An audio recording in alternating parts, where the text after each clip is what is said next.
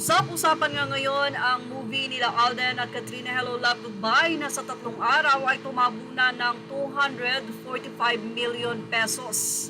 Wow! Yan nga ang naging say ng mga fans nila Katrina at ni Alden.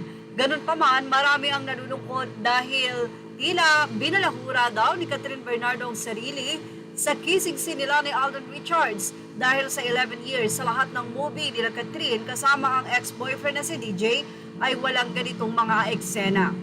But anyway, naging matagumpay nga daw sa takilya ang unang araw ng pelikulang Hello Love Again.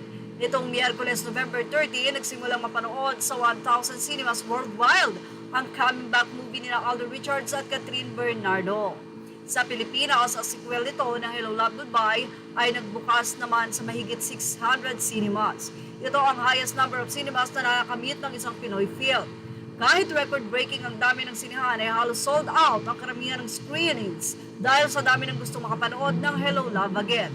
At ayon mismo sa ulat ng ABS-CBN, umabot na nga ito ng 85 million noong unang araw at sa ikatlong araw ay umabot na nga ito ng 245 million sa ikatlong araw nito.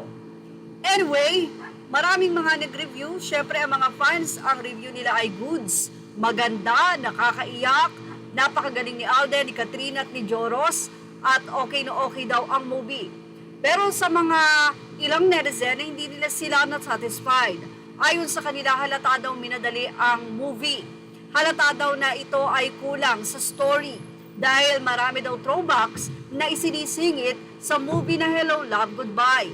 At ang isa pa ay nakakashock na revelasyon ng kissing scene and bed scene nila Alden Richards at Catherine Bernardo na tila ang ilang Katniel ay hindi ito matanggap. Marami ang nagtag kay Daniel Padilla at I don't know kung totoo na nagsalita daw si Daniel na ang mahalaga daw sa kanya ay maayos ang career ni Catherine at nakamove on na siya, wala na siyang nararamdaman kay Catherine at kahit ano pa mang gawin ni Catherine ngayon ay wala nang impact ito kay Daniel. Ganun pa man, marami mga netizen ang nagsasabi na ang pag-iingat ni Catherine Bernardo ng 11 years sa kanyang sarili ay itinanggal lang daw niya sa isang iglap lamang. Well, ano masasabi niyo dito? Ilagay na ang inyong opinion sa ating comment section, images or all credit to the rightful owners. Thank you for watching. Show this now.